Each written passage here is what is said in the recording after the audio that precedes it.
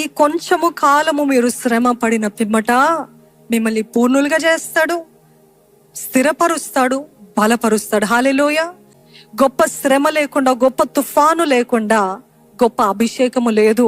అభిషేకం ఎప్పుడు బలముగా ఉంటుందంటే ఎప్పుడైతే పిండబడతారో, ఎప్పుడైతే త్రొక్కబడతారో, ఎప్పుడైతే దంచబడతారో, ఎప్పుడైతే గేలి చేయబడతారో, అవమానపరచబడతారో, కన్నీటితో నింపబడతారో, గుండె పగిలే పరిస్థితులు ఉంటాయి. గుండె గాయాలైన పరిస్థితిలో ఎక్కువగా దేవునికి సమీపంగా ఉంటారు కాబట్టి గొప్ప అభిషేకం మీరు పొందుకుంటారు. వెల చెల్లించడానికి సిద్ధంగా ఉన్నారా? ఎప్పుడు రానని శ్రమ, ఎప్పుడు రానని శ్రమలు, ఎప్పుడు పగలనంత నా గుండె హృదయము ఆ పగిలే పరిస్థితులు గుండా దేవుడు నడిపించాడు. ఎన్నో వారాలు ఏడుపు ఏడుపు ఏడుపు, కన్నీరు, బాధ, వేదన, ఎక్కడ చూసినా గందరగోళము.